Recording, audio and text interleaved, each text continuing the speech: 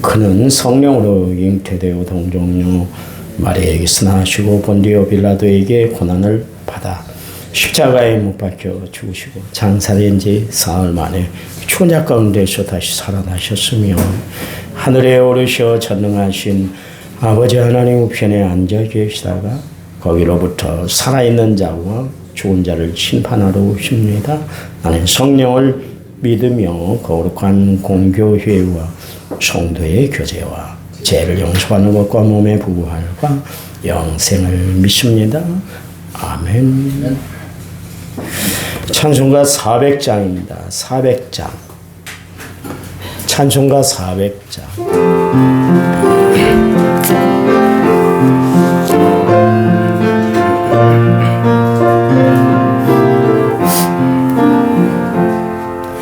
험한 시험물 속에서 나를 건져주시고 노한 풍랑 지나도록 나를 숨겨주소서. 주여 나를 돌보시사 고이 품어주시고 험한 풍파 지나도록 나를 숨겨주소서. 권세 능력 무한하사 모든 시험 이기고 풍랑까지 다스리는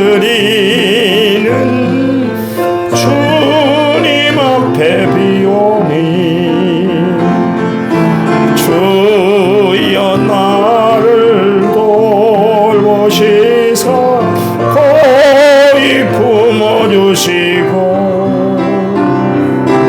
험한 풍파 지나도록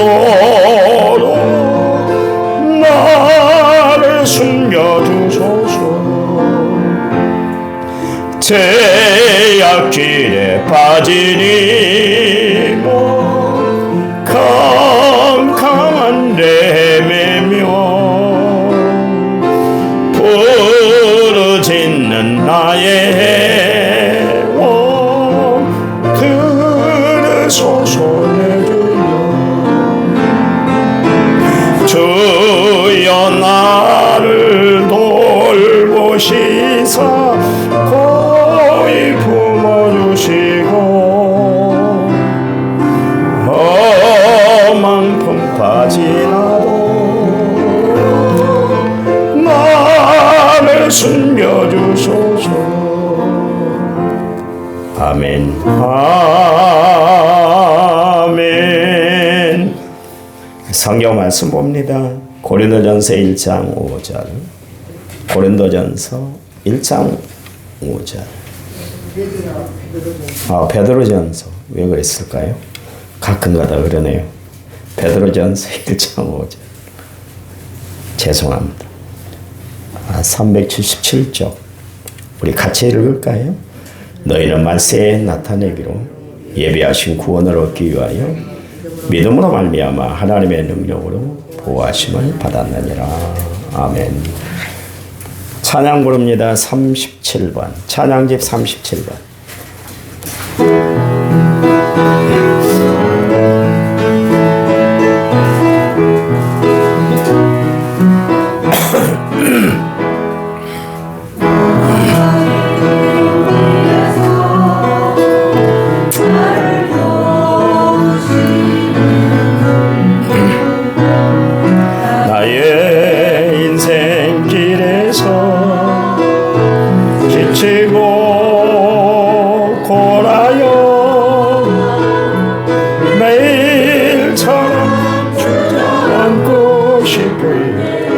나를 밀어주시네. 일어나 걸어라. 일어나 걸어라. 내가 새 힘을 주리니 일어나 너 너를 나의 등 뒤에서 나를 도우시는 평안의 길을 걸지 않아도 지치고 고나여 넘어질 때면 다가와 손 내미시네. 아멘.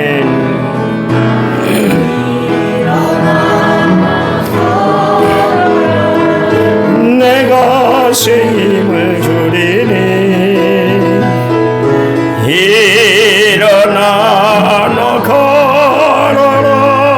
내 너를 도우리. 나의 등 뒤에서 나를 도우시는 때때로 뒤돌아보며 여전히 계신. 아멘. 잔잔한 미소로 바라보시며 나를 재촉하시네. 일어나 걸어라. 내가 새 힘을 주리니 일어나 더 걸어라.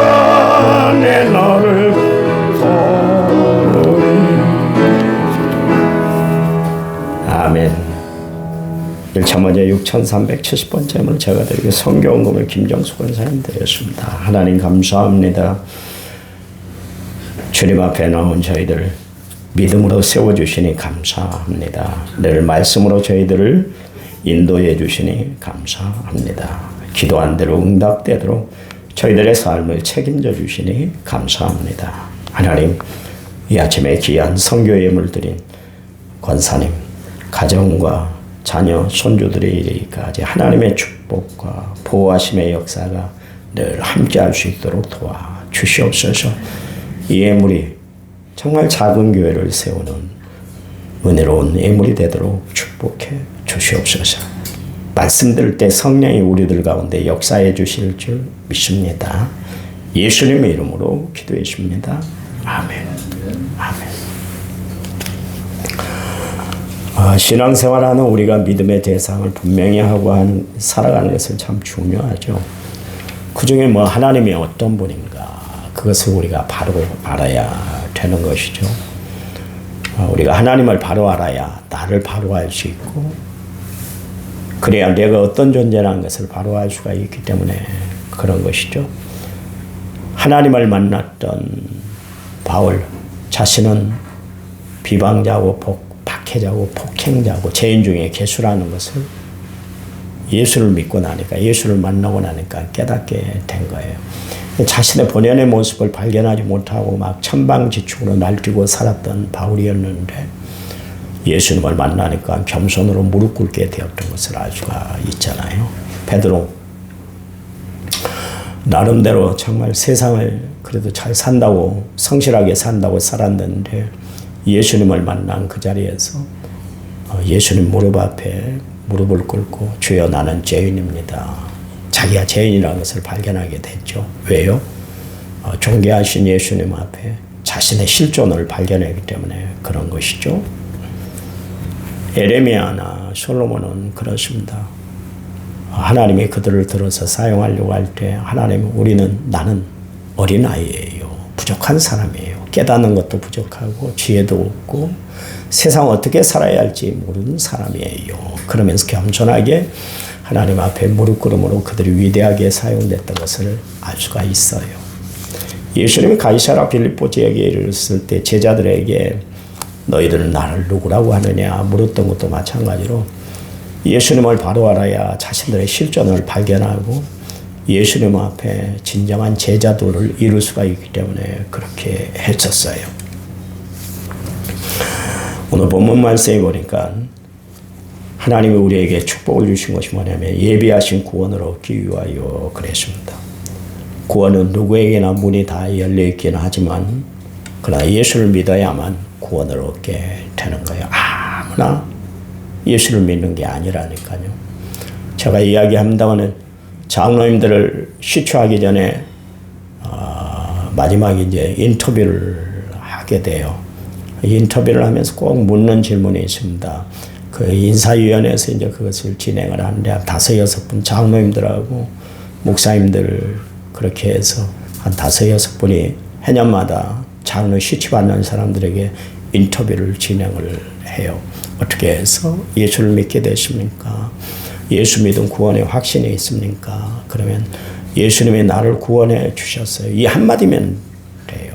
근데 사람들은 오신 분들은 그래도 교회에서 인정받는 사람들이 장로 시치를 받는 거 아니겠습니까? 다 여러 가지 조건들을 다 통과해서 오신 분들인데도 불구하고 꼭 다른 대답을 해요. 자기의 행위, 자기의 노력, 뭐 꿈에 하나님을 봤다든가, 뭐 부모님을 통해서 내가 깨닫게 됐다든가, 부모님이 깨닫게 하는 것이 아니라 성령님이 깨닫게 하고 예수님이 믿게 한 것 아니니까 그렇잖아요. 우리의 신앙 고백이 분명해야 돼요. 누구 때문이 아니라 예수님 때문에 우리가 구원을 받았다. 이 단어 하나만큼은 분명히 하고 살아야 되는 것이에요. 요한복음 3장 16절 말씀에 하나님이 세상을 이처럼 사랑하사 독생자를 주셨으니 이는 그를 믿는 자마다 그를 믿는 자마다 그랬습니다. 그러니까 조건이 그건 것이죠. 하나님을 믿어야 우리가 구원을 얻는 거예요. 그러니까 그런 것뿐만 아니라 요한복음 1장 12절 말씀에도 보면 14절인가요? 영접하는 자 곧 그 이름을 믿는 자들에게 하나님의 자녀가 되는 권세를 주셨다. 그럴 때도 역시 마찬가지로 영접을 해야 된다. 믿음으로 예수님을 믿는 것뿐만 아니라 마음으로 예수님을 영접하는 것이 구원을 이루는 길이다. 그런 이야기죠. 에베소서 2장 5절 말씀에 보면 너희는 은혜로 말미암아 구원을 얻었나니 그랬습니다. 그리고 에베소서 2장 8절 말씀에 너희는 그 은혜에 의하여 믿음으로 말미암아 구원을 받았나니 이것이 너희에게서 난 것이 아니라 하나님의 선물이다. 그랬잖아요. 그러면서 9절 말씀에서 행위에서 난 것이 아니니 이는 누구든지 자랑치 못하게 하려 합니다. 그랬습니다. 로마서 5장 9절 말씀에 그러면 이제 우리가 그의 피로 말미암아 의롭다 하심을 받았으니 더욱 그로 말미암아 진노하심에서 구원을 받은 것이니 10절 곧 우리가 원수되었을 때 그의 아들의 죽으심으로 말미암아 하나님과 화목되었은즉 화목하게 된 자로서는 더욱 그의 살아나심으로 말미암아 구원을 받은 것이다. 우리가 부활신앙이 참 중요하다 이야기하잖아요. 바울도 부활에 대해서 베드로도 부활에 대해서 오늘 본문전에서 말씀을 하고 있잖아요. 이 부활신앙이 분명히 믿어지는 사람, 그 사람이 구원을 얻는 사람이다. 그런 이야기입니다.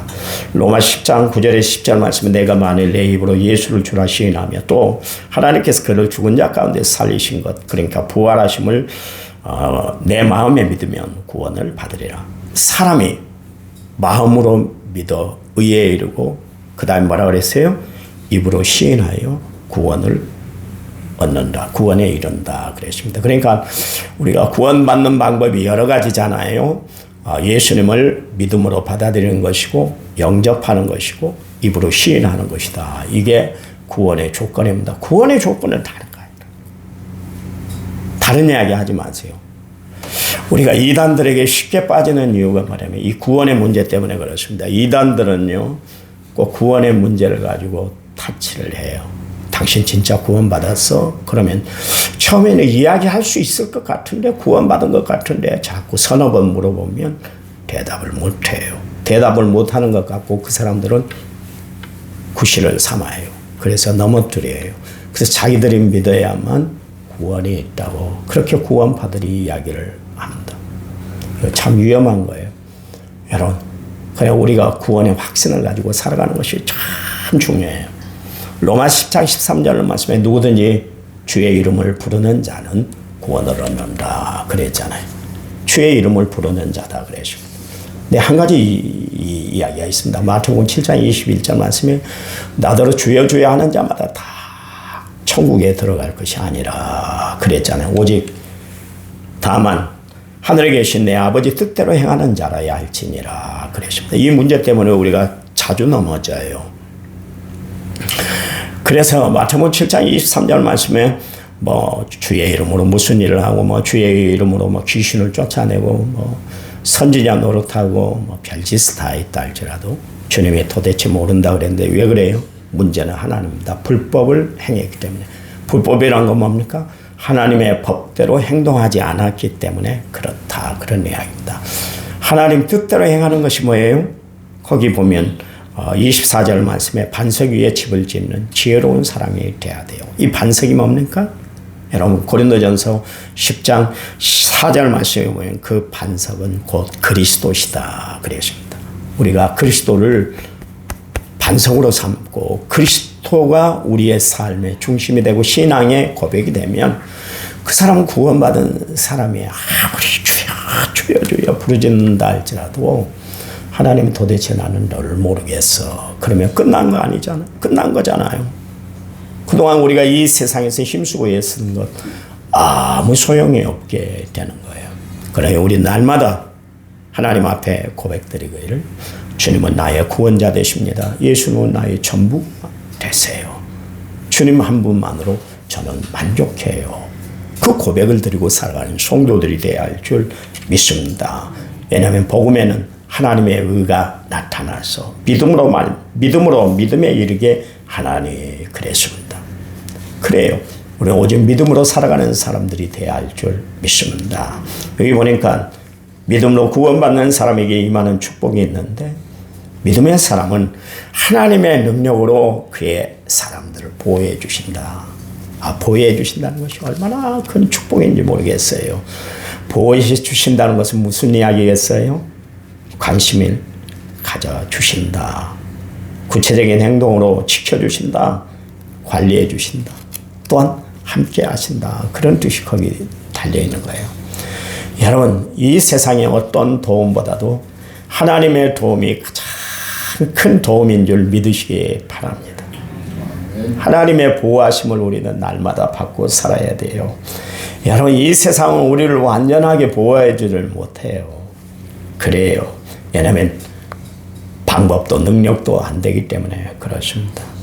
항상 세상 것은 우리에게 좋은 것을 주면 또한 거기에 대한 단점도 있는 거예요. 우리가 차를 타고 다니잖아요. 새벽에 다들 차를 타고들 대부분 왔을 텐데 차는 얼마나 유용한 도구입니까? 그렇잖아요. 그런데 차 때문에 사건 사고가 얼마나 많이 납니까?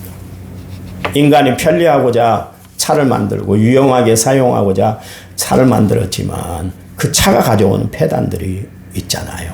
영원토록 우리를 보호해 주는 것이 아니에요. 그렇잖아요.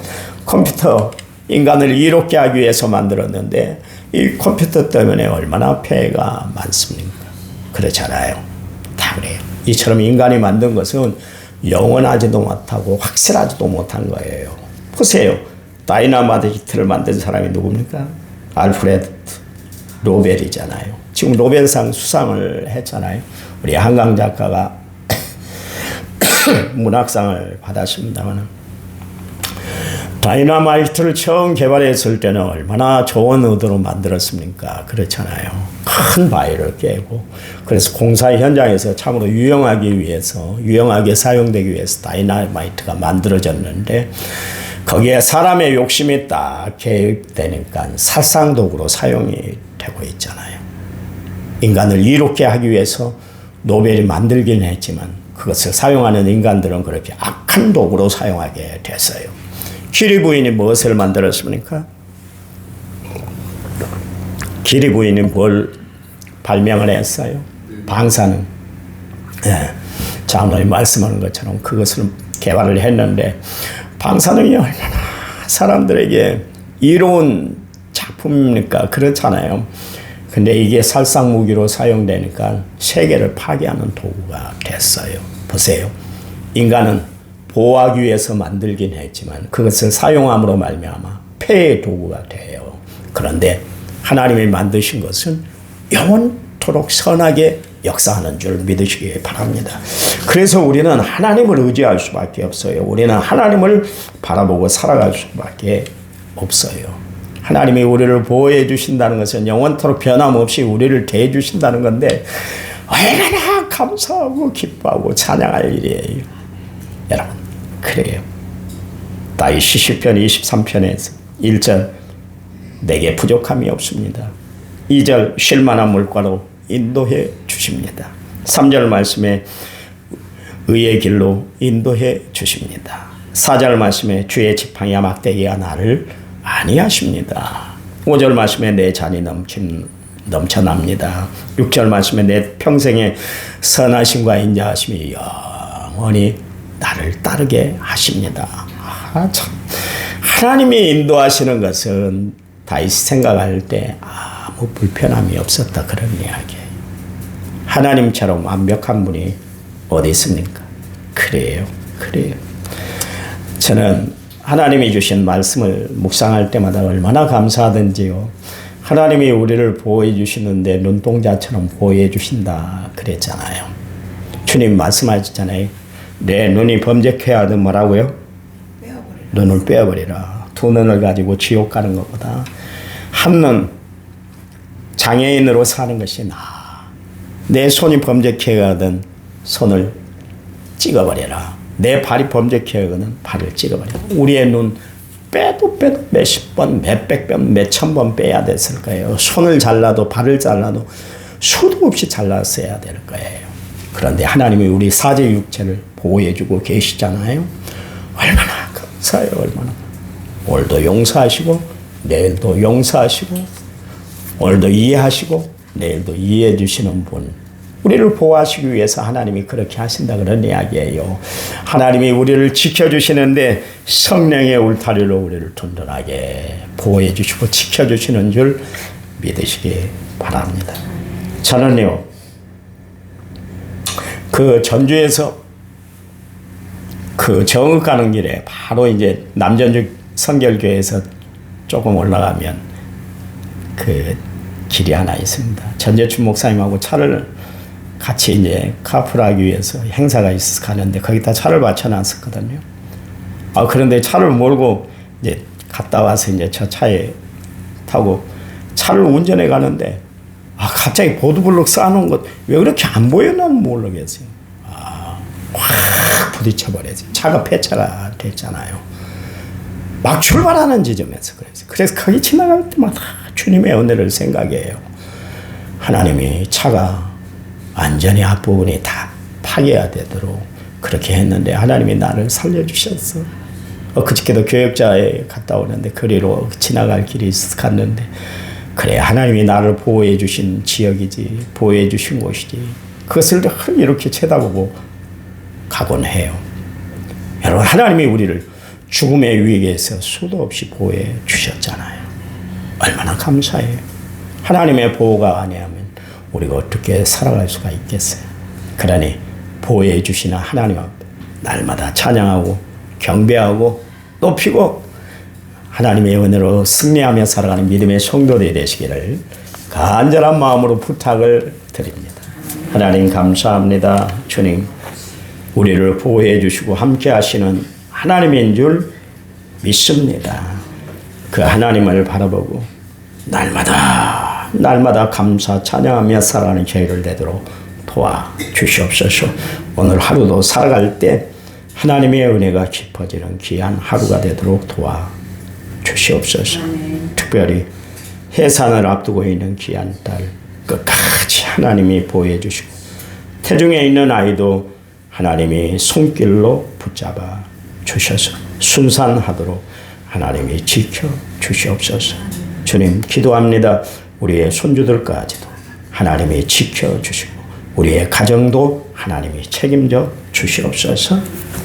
이제는 길이요 진리요 생명 되신 우리 주 예수 그리스도의 은혜와 하나님 아버지의 지극하신 사랑과 성령님 위로교통의 충만한 역사가 오늘 말씀을 받은 모든 성도들을 위해 이제부터 영원토록 함께 하시기를 간절히 축원하옵나이다. 아멘. 합심해서 기도합니다.